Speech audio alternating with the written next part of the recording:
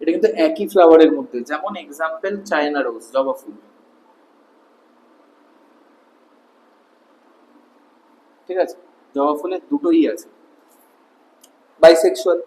যদি এটা অ্যানিমাল হয়, যদি এটা অ্যানিমাল হয় তাহলে তাকে আমরা বলবো কি, হার্মাফ্রোডাইট বা উভলিঙ্গ। হার্মাফ্রোডাইট বা উভলিঙ্গ। ঠিক আছে, যেমন এক্সাম্পল আর্থওয়ার্ম। ওজেনেসিসও করতে হচ্ছে, ওজেনেসিসও হচ্ছে egg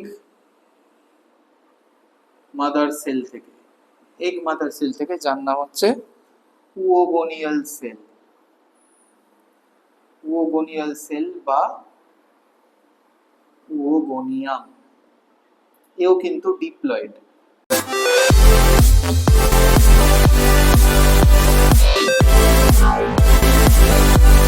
welcome back to B2S academy. আমরা রিপ্রোডাকশন ইন অর্গানিজমস পড়ছিলাম। আগের দিন আমরা সেক্সুয়াল আর অ্যাসেক্সুয়ালের ভাগগুলো দেখেছি, আমরা অ্যাসেক্সুয়াল রিপ্রোডাকশনটা ডিটেলসে দেখেছি। চলো আজকে আমরা সেক্সুয়াল রিপ্রোডাকশন নিয়ে আলোচনা করব।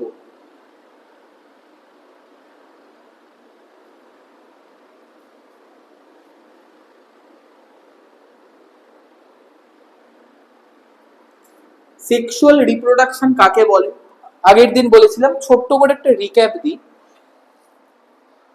যে যেখানে একটা মেল গ্যামেট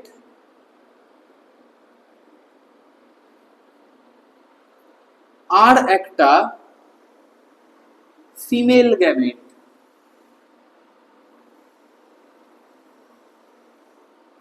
দুজনে মিলে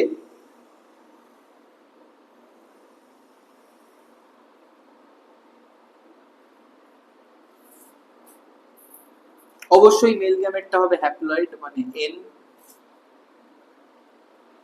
মিনে কি করবে, একটা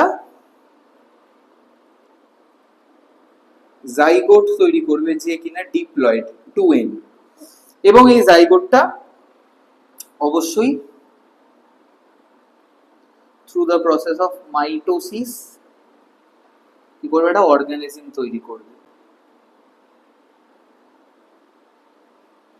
যেও কিনা 2n।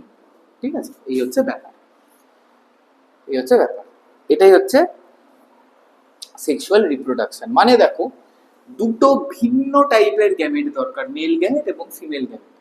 এবারে মেল গ্যামেট এবং ফিমেল গ্যামেট একই রকমের দেখতে হতে পারে, ঠিক আছে, একই রকমের, যেটা আইসোগ্যামাস,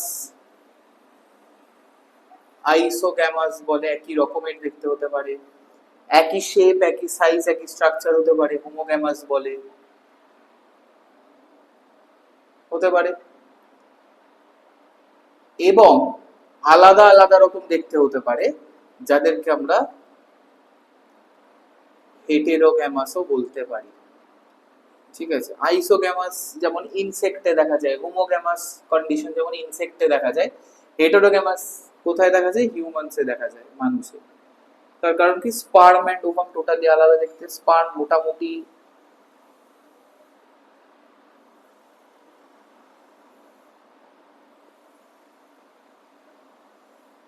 এইরকম দেখতে, আর ওভাম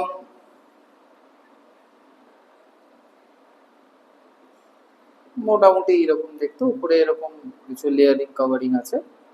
ঠিক আছে, এরকম একটা ovum. Male gamete, female gamete, বুঝতেই পারছো, আলাদা শেপ, আলাদা সাইজ। স্পার্ম যদিও দেখতে এতটা বড় লাগছে, ওভাম অ্যাকচুয়ালি অনেক বড়। এটা ওভামের তুলনায় স্পার্ম মোটামুটি এইরকম হবে, যেরকম এই সাইডে আঁকছি এইরকম হবে।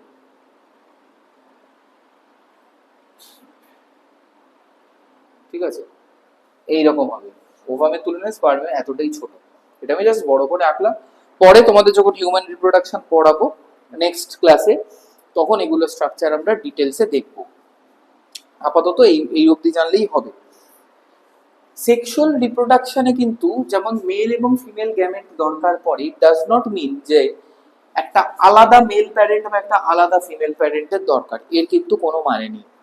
ঠিক আছে, সেম ইন্ডিভিজুয়ালের মধ্যেই মেল এবং ফিমেল তৈরি হতে পারে। যেমন ধরো বাইসেক্সুয়াল ফ্লাওয়ার্স, যেমন ধরো বাইসেক্সুয়াল ফ্লাওয়ার্স, বাইসেক্সুয়াল ফ্লাওয়ার্সে কি হয়, বাইসেক্সুয়াল ফ্লাওয়ার্সের মধ্যে স্টেমেন যেটা কিনা মেল পার্ট আর কার্পেল যেটা কিনা ফিমেল পার্ট দুটোই আছে। স্টেমেন থেকে কি তৈরি হয়, পোলেন গ্রেনস যেটা কিনা male gamete, actually pollen grains male gamete নয়, ওর মধ্যে মেল গ্যামেটটা থাকে। আর এই কার্পেল থেকে কি তৈরি হয়, ওভাম যেটা কিনা ফিমেল গ্যামেট। এটা কিন্তু একই ফ্লাওয়ারের মধ্যে, যেমন এক্সাম্পল চায়না রোজ, জবা ফুল, ঠিক আছে, জবা ফুলের দুটোই আছে। বাইসেক্সুয়াল। যদি এটা অ্যানিমাল হয়, যদি এটা অ্যানিমাল হয় তাহলে তাকে আমরা বলবো কি, হার্মাফ্রোডাইট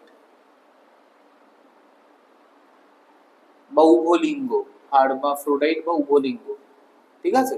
যেমন এক্সাম্পল আর্থওয়ার্ম,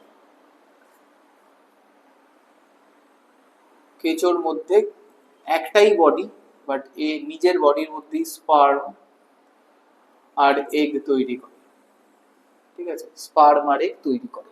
এই হচ্ছে আউটলাইন অফ সেক্সুয়াল রিপ্রোডাকশন। তো এবার দেখো সেক্সুয়াল রিপ্রোডাকশনের তিনটে ফেজ আছে, প্রি ফার্টিলাইজেশন, ফার্টিলাইজেশন আর পোস্ট ফার্টিলাইজেশন। চলো সেগুলো একটু আমরা ছোট্ট ছোট্ট করে দেখি। তিনটে ভাগে বার করতে পারি সেক্সুয়াল রিপ্রোডাকশনটাকে, একটা হচ্ছে প্রি ফার্টিলাইজেশন স্টেজ, আর একটা হচ্ছে ফার্টিলাইজেশন, একটা হচ্ছে পোস্ট ফার্টিলাইজেশন। এখন আমরা প্রি ফার্টিলাইজেশনটা নিয়ে পড়াশোনা করব। প্রি ফার্টিলাইজেশন, প্রি ফার্টিলাইজেশন মানে ফার্টিলাইজেশনের আগে।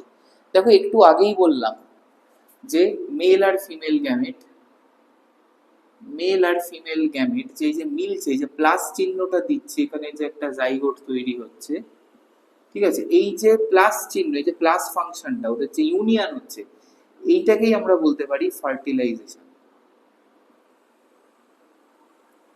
তো এই ফার্টিলাইজেশনের আগে পূর্ববর্তী যে ঘটনাগুলো হয় সেগুলোই হচ্ছে প্রি ফার্টিলাইজেশন ইভেন্ট, সেগুলোই কি আমরা বলতে পারি প্রি ফার্টিলাইজেশন ইভেন্ট। এবার প্রি ফার্টিলাইজেশন ইভেন্টে কি কি হতে পারে, কমন সেন্স অ্যাপ্লাই করলেই আমরা সবাই এর উত্তর পেয়ে যাব। এগুলো কিন্তু সবকিছুই যে বই দেখে বা টিচারের থেকে জানতে হবে তা নয়, এটা কিন্তু বুদ্ধি খাটিয়েও বলা যায়। দেখো ফার্টিলাইজেশন হতে গেলে তোমাকে কি দরকার, যদি ফার্টিলাইজেশন করতেই হয় আমাদের কি দরকার, একটা মেল গ্যামেট একটা ফিমেল গ্যামেট, সেটা একটা ইন্ডিভিজুয়াল থেকেই আসুক, মানে সেম ইন্ডিভিজুয়াল থেকেই দুটো গ্যামেট আসুক, কি দুটো ডিফারেন্ট ইন্ডিভিজুয়াল থেকে আসুক দু রকমের গ্যামেট, ডাজ নট ম্যাটার। তোমার একটা মেল গ্যামেট দরকার আর অ্যাটলিস্ট একটা ফিমেল গ্যামেট দরকার, অ্যাটলিস্ট একটা মেল গ্যামেট দরকার, অ্যাটলিস্ট একটা ফিমেল গ্যামেট দরকার। প্রি ফার্টিলাইজেশন ফেজে ফার্স্ট যে জিনিসটা হয় সেটা হচ্ছে গ্যামেটোজেনেসিস।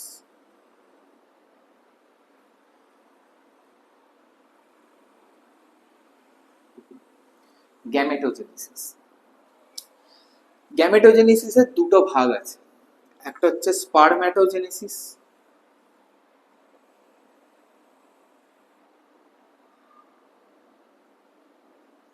আর একটা হচ্ছে উওজেনেসিস। স্পারম্যাটোজেনেসিসটা কি, স্পারম্যাটোজেনেসিস হচ্ছে যে production of sperm from spermatogonial cell, ঠিক আছে। কোথা থেকে আসে স্পার্মটা, স্পার্মটা কোথা থেকে আসে, স্পার্ম মাদার সেল থেকে, যাকে আমরা বলি স্পারম্যাটোগোনিয়াল সেল। এই স্পারম্যাটোগোনিয়াল সেল কিন্তু ডিপ্লয়েড 2n, আর এই স্পার্ম তৈরি হয়ে, যেটা স্পার্ম তৈরি হচ্ছে এখানে, এই কিন্তু হ্যাপ্লয়েড বা এন।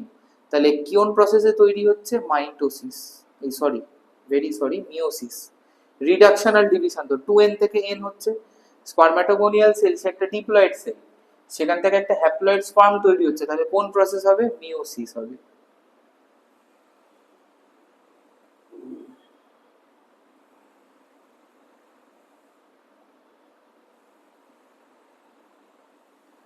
মিওসিস হবে, ঠিক আছে, মিওসিস হবে, মিওসিস 1। আর স্পার্ম থেকে স্পারম্যাটোজোয়া তৈরি হবে, ঠিক আছে, সেটা কোন প্রসেস হবে?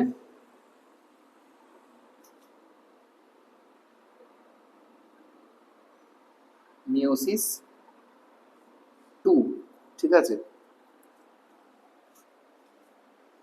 মিওসিস 2 তে হবে এই স্পারম্যাটো মানে, তো স্পারম্যাটোগোনিয়াল সেল থেকে স্পার্ম, বা একে আমরা বলতে পারি, স্টার্ট দিয়ে লিখছি, একে আমরা বলতে পারি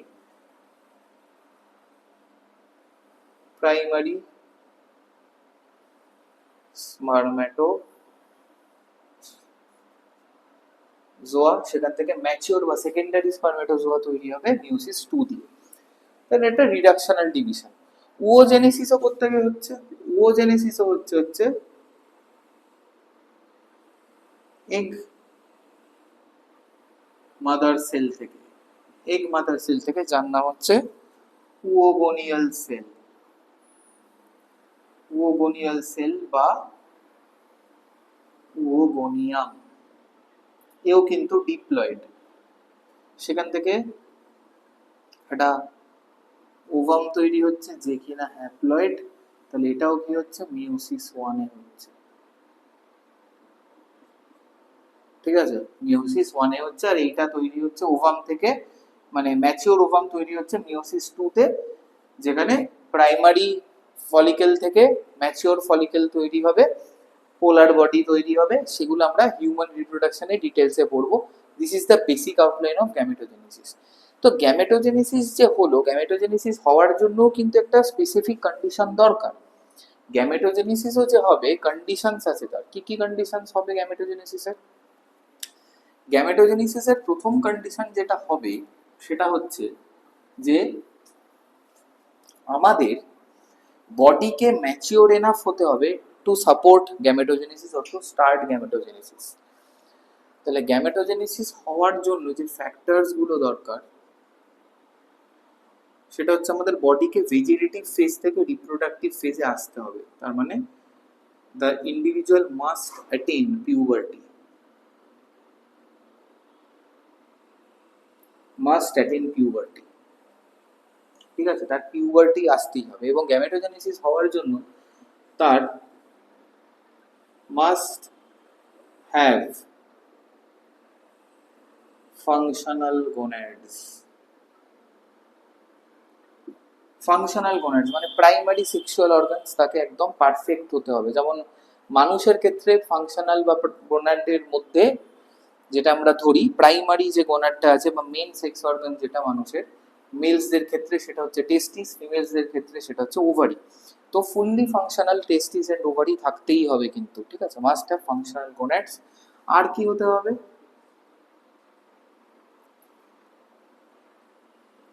মাস্ট হ্যাভ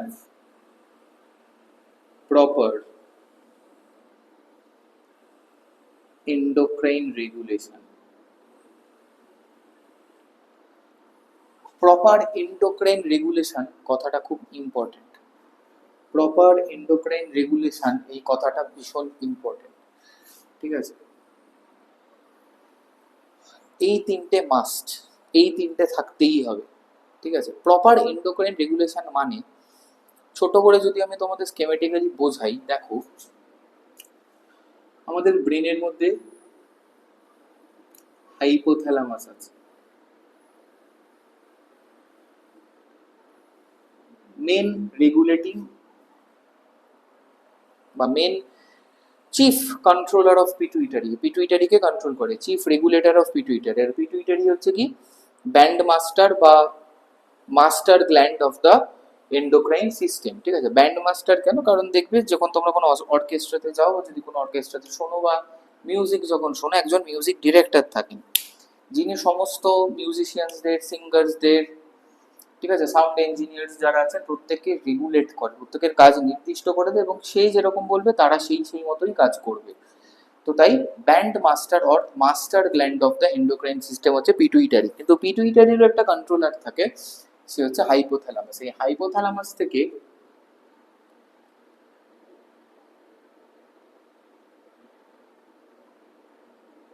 বেরোয় হচ্ছে গোনাডোট্রপিন রিলিজিং হরমোন, জিএনআরএইচ। ঠিক আছে, জিএনআরএইচ, গোনাডোট্রপিন রিলিজিং হরমোন।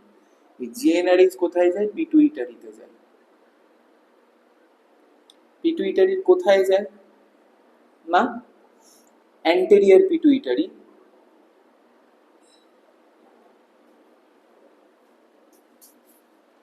যাকে আমরা অ্যাডিনোহাইপোফাইসিসও বলি, অ্যাডিনোহাইপোফাইসিস। ঠিক আছে, অ্যান্টেরিয়র পিটুইটারি বা অ্যাডিনোহাইপোফাইসিসে যায়। এই অ্যাডিনোহাইপোফাইসিসে গিয়ে কি স্টিমুলেট করে? না এফএসএইচ বা ফলিকেল স্টিমুলেটিং হরমোনকে সিক্রিট করে। এফএসএইচ বা ফলিকেল স্টিমুলেটিং হরমোনকে সিক্রিট করে ফ্রম অ্যাডিনোহাইপোফাইসিস। এই ফলিকেল স্টিমুলেটিং হরমোন কোথায় যায়? গোনাডস। যদি মেল হয় তাহলে যাবে টেস্টিসে, আর যদি ফিমেল হয় তাহলে যাবে ওভারিতে। টেস্টিসে কি করবে? কি করবে? স্পারম্যাটোজেনেসিস বা প্রোডাকশন অফ স্পার্মস কে ট্রিগার করবে। ওভারিতে গিয়ে উওজেনেসিস বা formation of ovum K trigger করবে। তো দেখো, এই যে প্রপার একটা হরমোনাল স্ট্রাকচার আছে, এই হরমোনাল স্ট্রাকচারটাকে আমরা এন্ডোক্রাইন রেগুলেশন বলি। এইটা যদি না থাকে তাহলে তুমি স্পারম্যাটোজেনেসিস বা উওজেনেসিসে পৌঁছাতেই পারবে না। ধরো এইটা নেই তাহলে পুরোটাই হবে না, ধরো এইটা আছে এইটা নেই তাহলে এই বাকিটা হবে না। আবার দেখো, তাহলে এন্ডোক্রাইন রেগুলেশনটা দরকার। ধরো এন্ডোক্রাইন রেগুলেশন আছে, সব হরমোনস আছে, গোনাডস গুলোই ফাংশনাল নয়, গোনাডস গুলোই প্রপারলি ডেভেলপ নয়, গোনাডস গুলো ঠিক তৈরি হয়নি, তাহলে এই স্পারম্যাটোজেনেসিস বা ওজোনেসিস হবে না। তাহলে মাস্ট হ্যাভ ফাংশনাল গোনাডস। আবার গোনাডসদের ফাংশনাল হতে গেলে, মানে এই স্পারম্যাটোজেনেসিস বা ওজোনেসিস করার জন্য, কেপেবল হওয়ার জন্য তাকে পিউবার্টি অ্যাটেন্ড করতে হবে। তাকে পিউবার্টি অ্যাটেন্ড করতেই হবে, না হলে তো এগুলো ফাংশনালই হবে না। এই টেস্টিস বলো, ওভারি বলো, যাই বলো না কেন, এগুলো তো তাহলে ফাংশনালই হবে না, তাই না? তাহলে মাস্ট অ্যাটেন পিউবার্টি, তাই না? তো এই এন্ডোক্রাইন রেগুলেশনটা কিন্তু ভীষণ ভীষণ দরকার, এবং এন্ডোক্রাইন রেগুলেশনটাকে সাপোর্ট করার জন্য ফাংশনাল গোনাডস দরকার, ফাংশনাল গোনাডস এর জন্য পিউবার্টি হওয়াটা দরকার। তো প্রি ফার্টিলাইজেশন যে স্টেজটা আছে, তার প্রথম যে ধাপ গ্যামেটোজেনেসিস, তার এতগুলো ফ্যাক্টর দরকার। আর গ্যামেটোজেনেসিসের টাইপ হচ্ছে স্পারম্যাটোজেনেসিস আর ওজেনেসিস। ঠিক আছে, স্পারম্যাটোজেনেসিস শুরু হয় একটা ডিপ্লয়েড স্পারম্যাটোগোনিয়াল সেল, যাকে স্পার্ম মাদার সেল বলে, সেখান থেকে মিওসিস 1 হয়, প্রাইমারি স্পারমাটোজোয়া তৈরি হয়, সেখান থেকে সেকেন্ডারি স্পারমাটোজোয়া তৈরি হয় মিওসিস 2 তে। সিমিলারলি ওভারির ভেতরে ওজেনেসিস শুরু হয় কোথায়? এগ মাদার সেল বা ওগোনিয়াল সেল বা ওগোনিয়াম থেকে, যেটা ডিপ্লয়েড, সেখান থেকে মিওসিস 1 হয়, হ্যাপ্লয়েড প্রাইমারি ওসাইট তৈরি হয়, সেখান থেকে মিওসিস 2 হয়ে সেকেন্ডারি ওসাইট এবং পোলার বডি তৈরি হয়। এই সেকেন্ডারি ওসাইটটাই হচ্ছে ফিট ফর ফার্টিলাইজেশন। ঠিক আছে, এই সেকেন্ডারি ওসাইটটাই হচ্ছে ফিট ফর ফার্টিলাইজেশন। তাহলে এই গ্যামেটোজেনেসিস তো হলো। আরেকটা জিনিস কি প্রি ফার্টিলাইজেশন ইভেন্টের? প্রি ফার্টিলাইজেশন ইভেন্ট কিন্তু খুব ইম্পর্টেন্ট, কারণ এই স্টেপটা না যদি তুমি ঠিকমতো অ্যাটেন্ড করতে পারো, কমপ্লিট করতে পারো, এক্সিকিউট যদি এই স্টেপটা ঠিকমতো না হয়, তাহলে ফার্টিলাইজেশনও হবে না। ফার্টিলাইজেশন না হলে পোস্ট ফার্টিলাইজেশন ইভেন্টসেরও কোনো আশা ভরসা থাকবে না, হবেই না। সুতরাং pre fertilisation events is the most important step of sexual reproduction. তাহলে দেখো, গ্যামেটোজেনেসিস যেমন হচ্ছে, তেমনই পিউবার্টির সাথে সাথে অর্গ্যানোজেনেসিস অথবা ম্যাচিউরেশন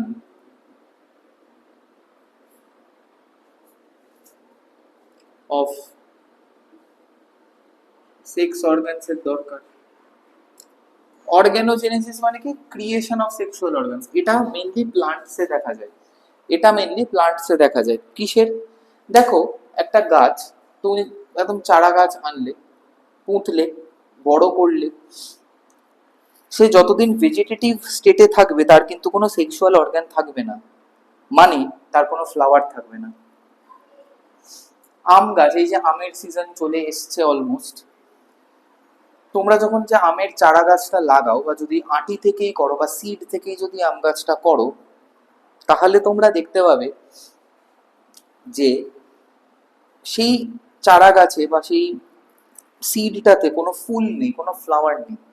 সেই সিডটা আস্তে আস্তে সিডলিং বেরোবে সিড থেকে, বা তুমি যদি একটা অলরেডি একটা স্যাপলিং কিনে আনো, তো সেটা আস্তে আস্তে বড় হবে, সেই সিডলিং বা স্যাপলিং বড় হবে, বড় হতে হতে সে একটা হাইট অ্যাটেইন করবে, তার একটা মাস অ্যাটেইন হবে, সে তার ব্রাঞ্চিং প্রপারলি ডিস্ট্রিবিউট করবে, তার ব্রাঞ্চিং প্যাটার্ন ঠিকঠাক হবে, তার লিফিং প্যাটার্ন ঠিকঠাক হবে, তার ঠিক মতো পত্রবিন্যাস বা অ্যারেঞ্জমেন্ট অফ লিফ ঠিকঠাক হবে, ফ্লোরাল মানে ভোল্টস তৈরি হবে, মানে পাতার গুচ্ছের মধ্যে দেখবে আমের পাতা, আম্রপল্লব যাকে বলে, আমের পাতার মধ্যে পার্টিকুলার কিছু জায়গা থেকে একটা ডাঁটি মতো বেরোয়, ফ্লোরাল ওয়ার্ল্ড বলে, যার আশেপাশে মুকুলটা তৈরি হয়। এই স্ট্রাকচার গুলো হবে, সবার শেষে মুকুলটা আসবে।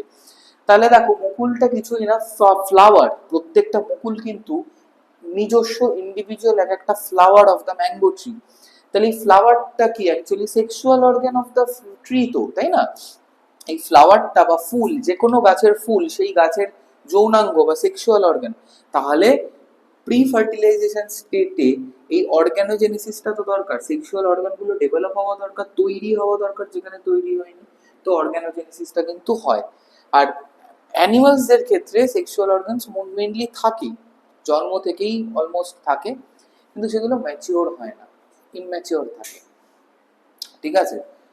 যেমন ধরো পেনিস দিয়ে স্পার্ম ট্রান্সফার হয়, তো সেটা কিন্তু প্রি পিউবার্টি স্টেজে স্পার্ম ট্রান্সফারের জন্য তৈরি হয় না, মানে তৈরি হয় না মানে সেটা থাকে, কিন্তু তার মধ্যে যে দুরকম মাসেল আছে, কর্পাস ক্যাভার্নোসাম, কর্পাস স্পঞ্জিওসাম, এই মাসেলগুলোর মধ্যে কিন্তু ঠিকমতো ক্যাপিলারি নেটওয়ার্ক তৈরি থাকে না, ঠিকমতো সেই মাসেলগুলোর এক্সপ্যান্ড করার, কন্ট্রাক্ট করার এবিলিটি থাকে না। তো ইমম্যাচিওর অর্গান, সেটা ধীরে ধীরে হরমোনের প্রভাবে, মেনলি টেস্টোস্টেরনের প্রভাবে ওটা ম্যাচিওর করে এবং অ্যাডাল্ট টাইপে কনভার্টেড হয়ে যায়, which is essential for the transfer of gametes, which is essential for the transfer of gametes। আর এই ট্রান্সফার অফ গ্যামেটস থেকেই আমাদের third point of pre fertilisation events, that is gamete transfer.